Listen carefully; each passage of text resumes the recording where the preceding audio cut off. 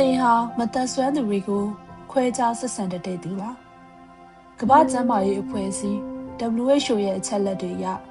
ယနေ့ကမ္ဘာလူဦးရေရဲ့16%လူပေါင်း1.3 ဘီလီယံကျော်ဟာမသက်စွမ်းမှုတစ်မျိုးမျိုးနဲ့နေထိုင်နေကြရပါတယ်သူတို့ဟာ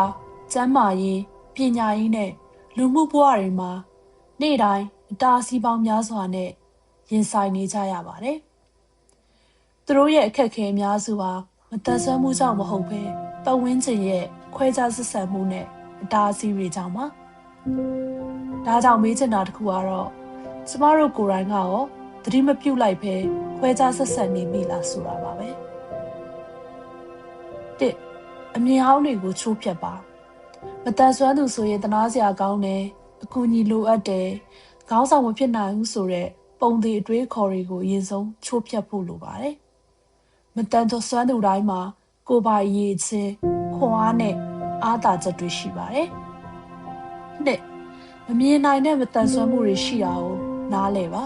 ။မတန်စွမ်းမှုတိုင်းကိုမျက်စိနဲ့မြင်ရတာမဟုတ်ပါဘူး။စိတ်ကျန်းမာရေးအခြေအနေတွေဟာနာတာရှည်ယောဂါတွေဟာအပြင်းပန်းမမြင်ရပေမဲ့လူတစ်ယောက်ရဲ့ဘဝကိုအပြင်းထန်တက်ရောက်နိုင်စေပါတယ်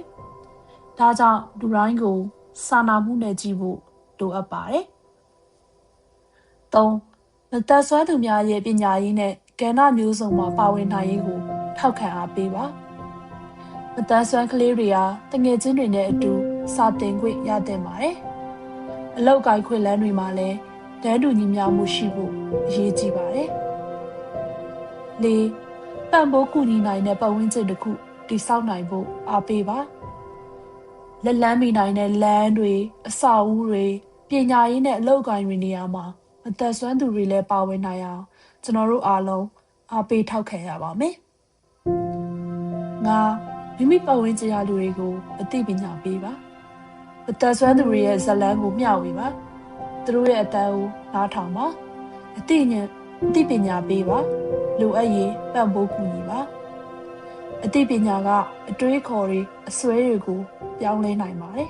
။ကျမတို့အားလုံးမျှော်လင့်နေတဲ့တန်းတူညီမျှတဲ့လူဖွဲ့စည်းကိုတရက်ထဲနဲ့တိဆောက်လို့မရနိုင်ပေမဲ့ကျမတို့တဦးချင်းစီရဲ့အမြင်တွေကိုဒီနေ့ကစပြီးပြောင်းလဲလို့ရပါတယ်။ဒါကြောင့်ဒီနေ့ကစပြီးအမြင်ဟောင်းတွေကိုတူတူပြောင်းလဲလိုက်ကြရအောင်ပါရှင်။